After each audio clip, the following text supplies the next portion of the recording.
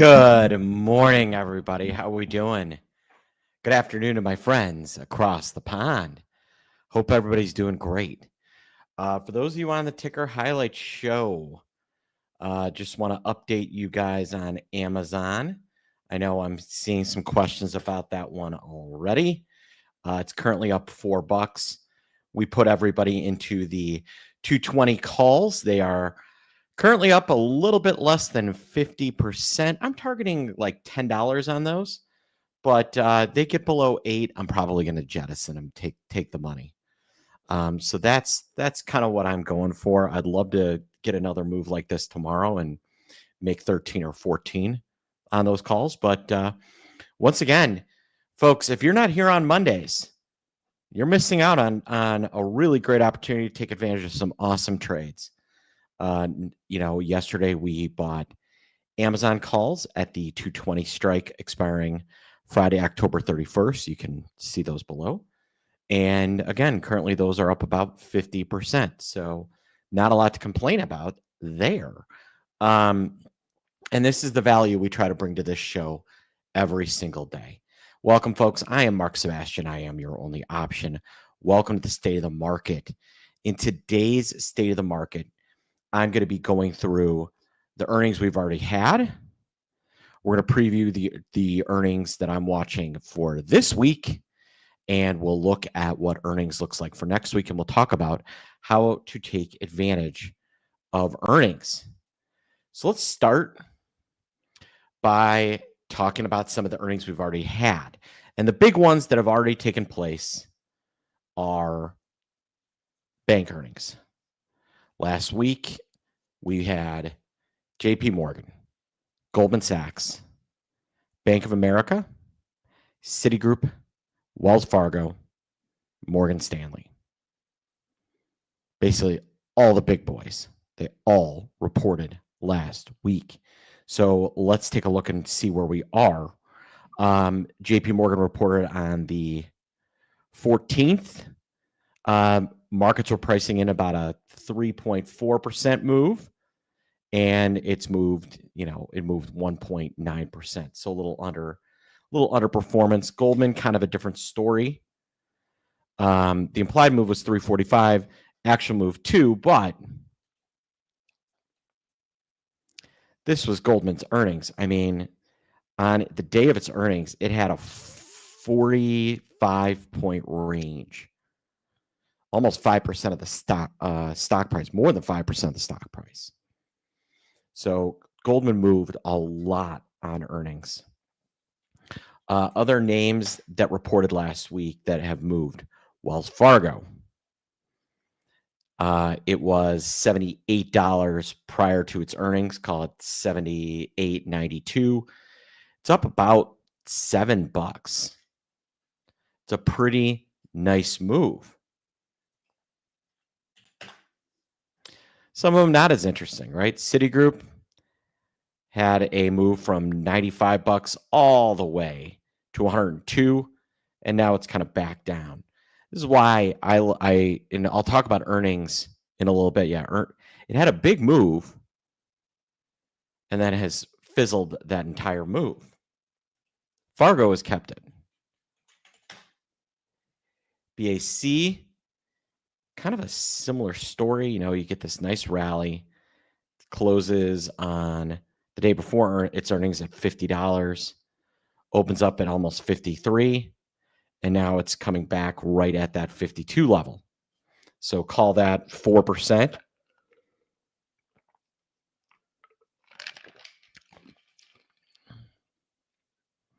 Pricing at about 3.3. So, a little bit of outperformance there. And Morgan Stanley reported as well. It did get a bigger move than expected. Closed at 155, got as high as 166, 167. Call that like an 8-9% move at the top. But has since kind of paddled back. Now, it's interesting. It's holding up here at this range. This was kind of its old highs, if you will. So that appears to be the new resistance. So all told, bank earnings pretty good. Don't we think? Pretty good set of earnings out of the banks.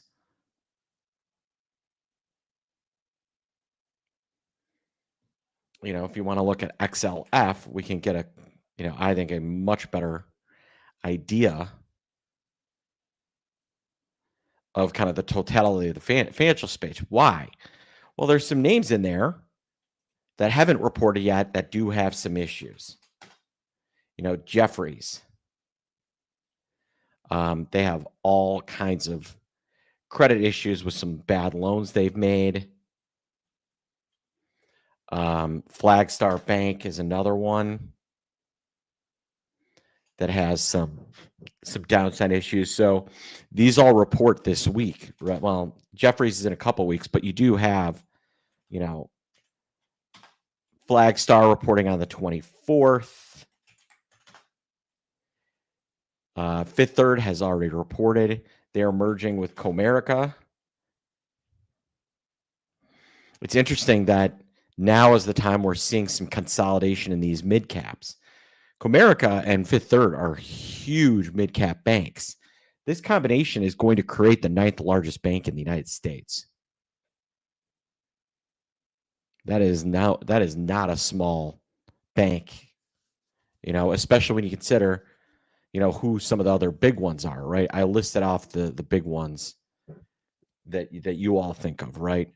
Morgan Stanley, Goldman, JP Morgan, Wells Fargo, Citigroup, Bank of America, and then the other two huge banks are going to be BMO, Bank of Montreal,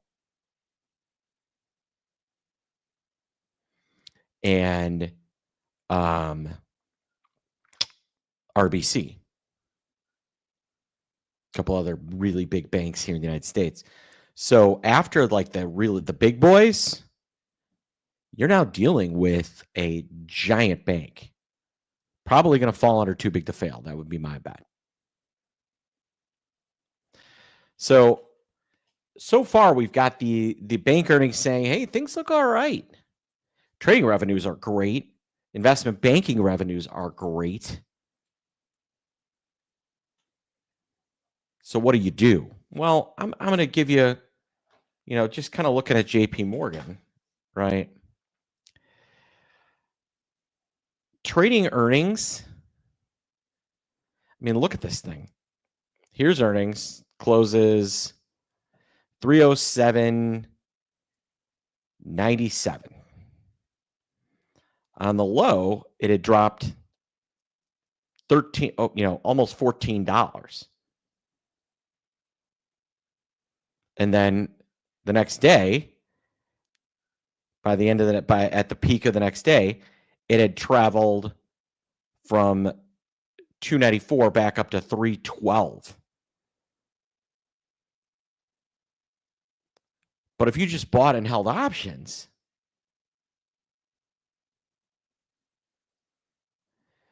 then and just held, you're not making money. But I will tell you what opportunity does develop.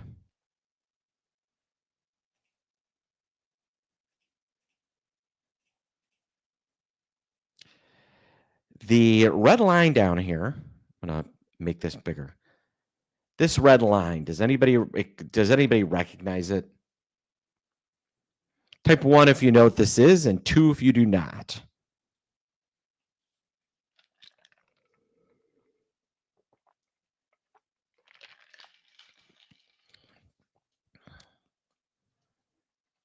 Type 1 if you know what this is, and 2 if you do not. All right. Most of the crowd, somewhat familiar. Now, you're going to hear a lot of different definitions of this red line. And most of them are annoying and come out of nerdy books. Right.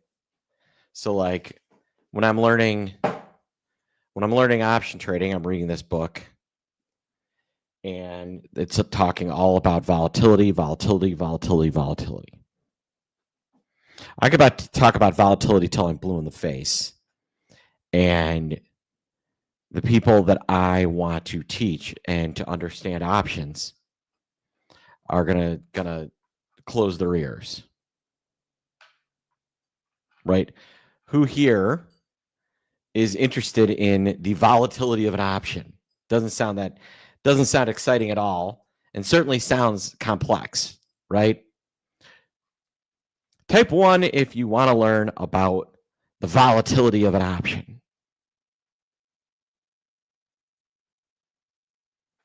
I like this crew. All right, they're mostly typing 1s. It's a good group.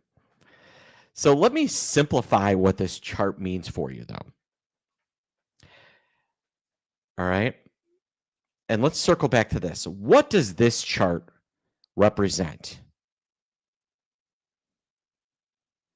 It represents the price of a stock, right? This chart represents the price of a stock. Are we all in agreement? Give me a yes if you agree with me here.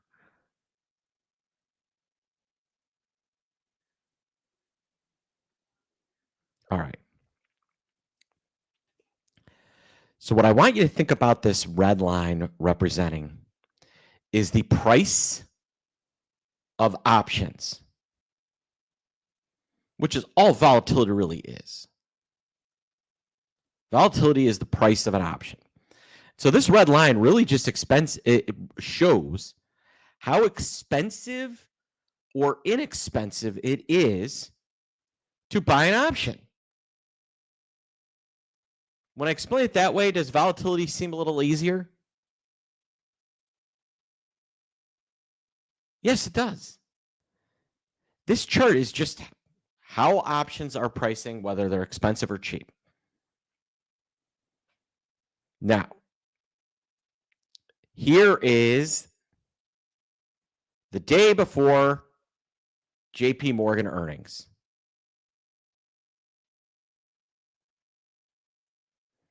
Do options look expensive or cheap? Type 1 if they look expensive. Type 2 if they look cheap.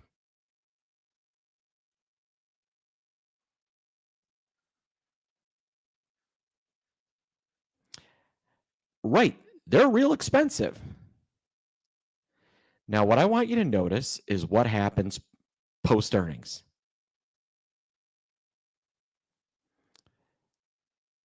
Do you all see how option prices absolutely plummet after earnings? I mean, look at this. We get this nice run higher. And then we have earnings, and then option prices plummet.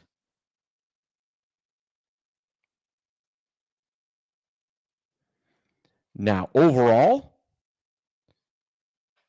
with the VIX at 18, option prices in general on all equities are going to be expensive, right?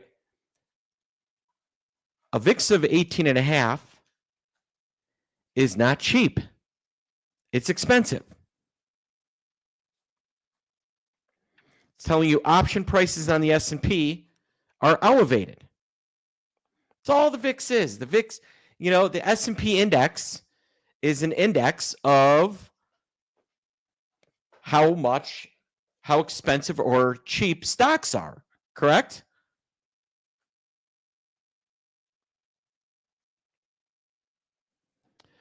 So the VIX is just an index that tells you how cheap or expensive options are on the S&P 500.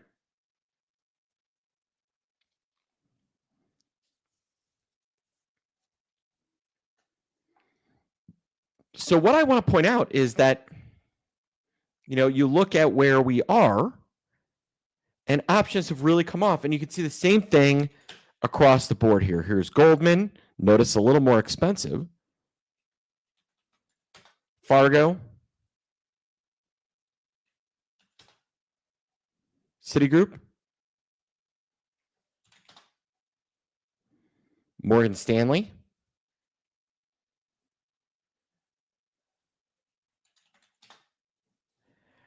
Bank of America.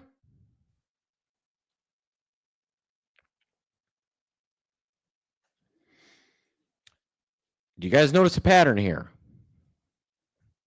I think JP Morgan has the most aggressive version of that, followed by Morgan Stanley, which is in free fall.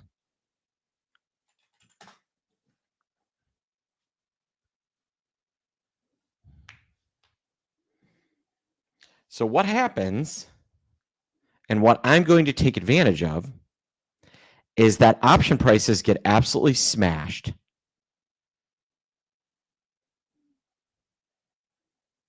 But take a look at movement post earnings. Does movement stop?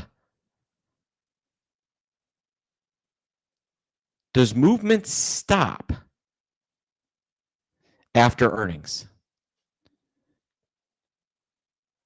Take a look. Is JP Morgan still moving around? Is Goldman Sachs still moving around? What about Wells Fargo? No, it doesn't. So we get this combo of cheap options and continued movement. All right, well, movement is really what measures an option's worth.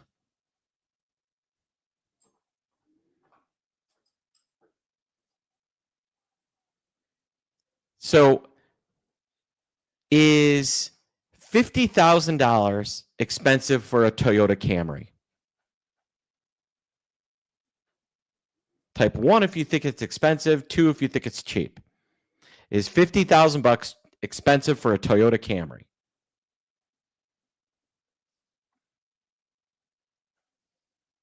Yeah. Yeah, it is. Is $50,000 expensive for a Cadillac Escalade? Type 1 if it's expensive, 2 if it's cheap.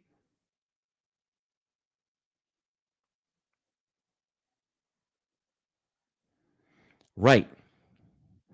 So how do we measure if a stock is a Camry or an Escalade?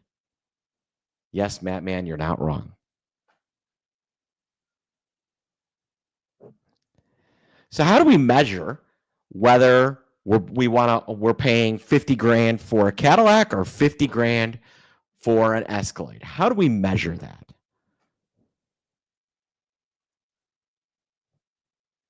The answer, movement. Options make money if the stock is moving around a lot. If you own them.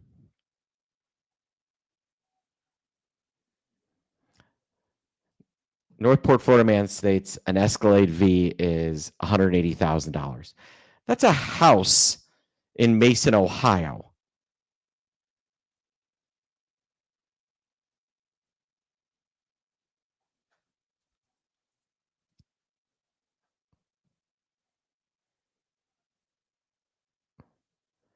So the point is, before we go down the car rabbit hole, is that by looking at how much a stock is moving and how much it costs to own those options, that's really where we get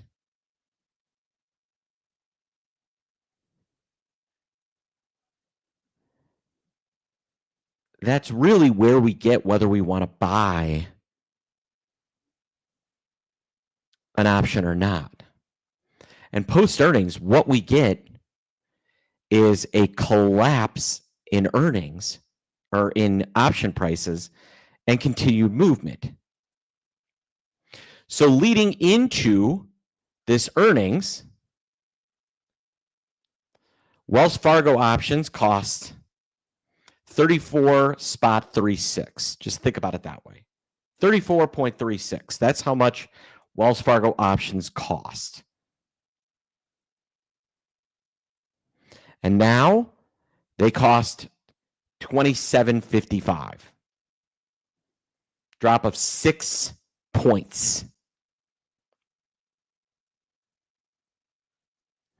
But take a look how much we're moving. Boom, boom, boom, boom, boom, boom, boom, boom. Now, we were moving before, but not as much as we're moving now.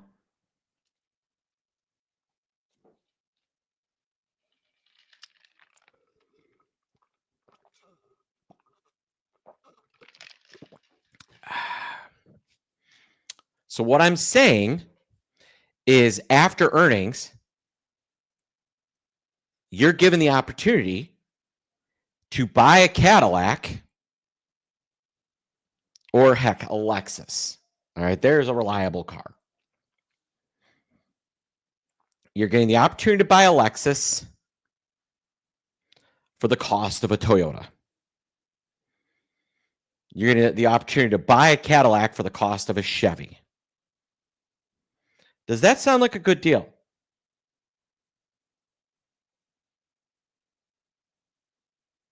If you could buy a Camry, if you could buy an LS400, if that they still make that, if you could buy an LS400 for the cost of a Camry, would you want to buy that car?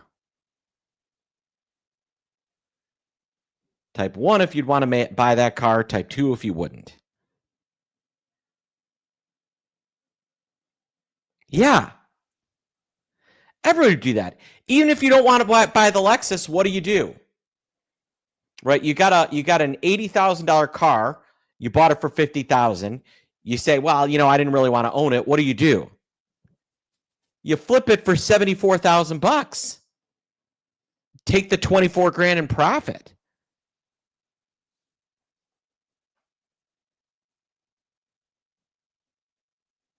Thanks, Snapper Baker. Today's discussion really isn't about cars. You're aware of that. I'm trying to explain to you that the dynamic between option pricing and movement. And post earnings, stocks move like they're a Lexus. They move around a lot. I can show you example after example after example, right? GM reported this morning. It's making a big move. Options are getting destroyed.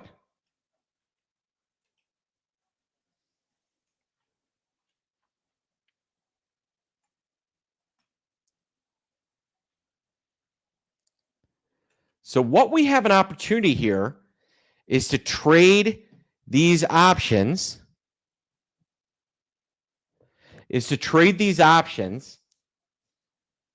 At these Toyota pricing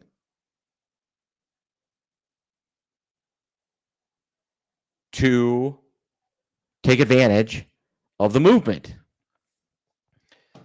So when am I going to do this? Friday. We're going to start with bank earnings. Friday, we're going to be trading some of these bank earnings, taking advantage of these Lexus movements at Camry prices. Then we have several reporting today. Netflix reports after the close. GE was this morning. Tesla reports tomorrow after the close. And then next week, we've got Apple on the 30th. Amazon on the 30th. Google on the 29th.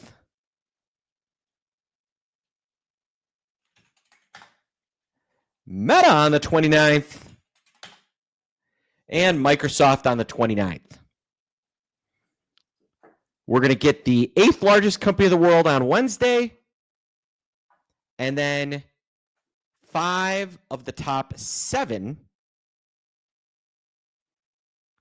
essentially number 2 through 6, on Tuesday and Wednesday of next week. I'm sorry, Wednesday and Thursday of next week. Now, what do you think is going to happen to option pricing in a name like Amazon that we're already crushing it on? Should actually put out a close now.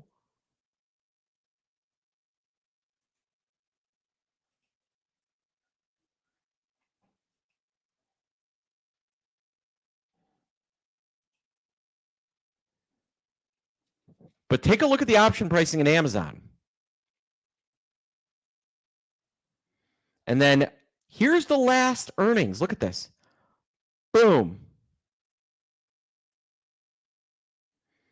By a few days later, the options have found their pricing, their floor. And look at what's going on. We're still moving around. All August. And then we still get some movement in September. It's just a different kind of movement.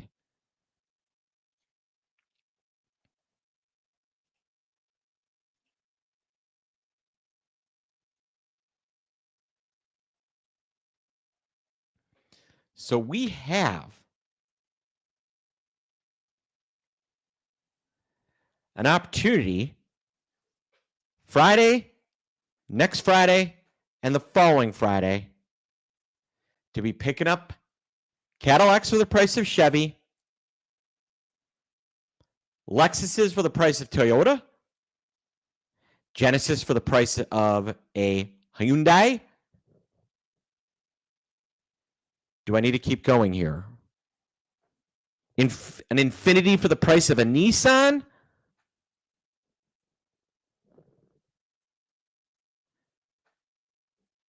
I could do these all day. A Porsche for the price of a Volvo.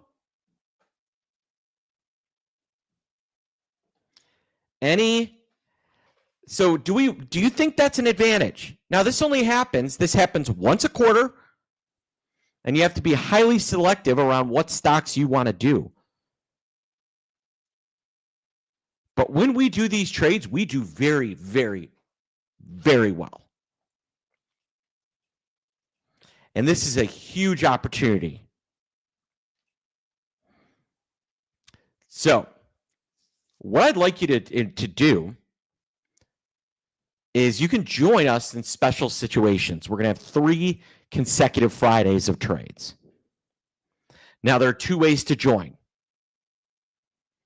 You can join regular special situations for $49 a month.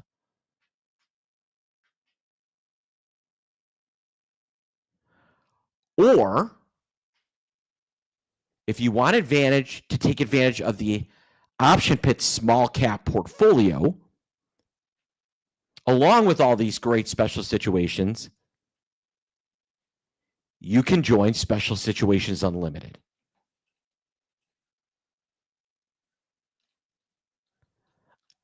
Snapper Baker says, are you renting the Lexus or buying it? Well, I don't intend to let my calls get assigned. So you could say I'm leasing it. So what I'd like you guys to do is join me in Special Situations. We're going to drop in the link right now. And you can join me on Friday. You can join me next Friday, Halloween. I'll be wearing my Halloween costume.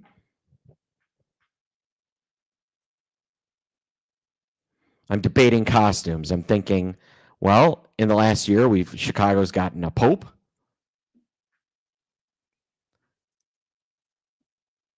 The track record on these post-earnings trades has been pretty darn good.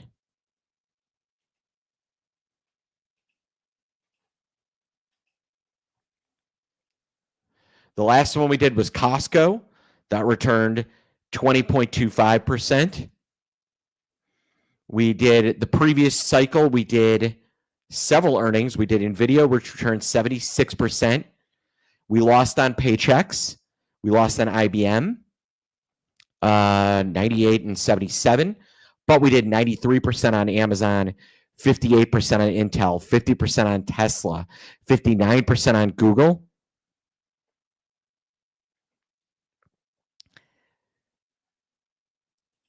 These have been a very nice winner for our traders. So what I'd like you to do is join me in Special Situations, $49 a month, or if you want to join Special Situations Unlimited, then you pay once and then you just pay an annual maintenance fee. And you get access to all of our special situations, including the Special Situations small cap portfolio, small cap tech portfolio. So you can click the link that Ryan just dropped, that Ryan just pinned, or you can call us 888-872-3301, 888-872-3301. And they will guide you through the process and help you out. All right. I would also remind you that today is the last chance to join Flash 7 at intro pricing. We did have the Amazon glitch. We were going to close up shop yesterday. I don't know if you heard about what happened with AWS, but AWS kind of went down yesterday. So if you were thinking about Flash 7 and maybe you had problems signing up, you can still do that at launch pricing through the end of the day. So you got kind of two assignments, right? Join Special Situations. You're going to like that portfolio, and then you can look at Flash 7. But take advantage of these earnings, because I want you buying Yugos and selling 67 Stangs. I want you to buy an 83 vet and sell it like it's a 62. I want you to buy a Porsche 944 and then sell it like it's a 911.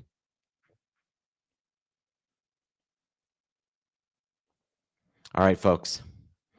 Thank you for joining me for Stay in the Market. Reminder, we'll be here every single day this week and every day at 10 a.m. Eastern Time to assist you in your trading on a daily basis. All right, everybody. I'm Mark Sebastian. I am your only option. Click that link or call 888-872-3301 and have a good one.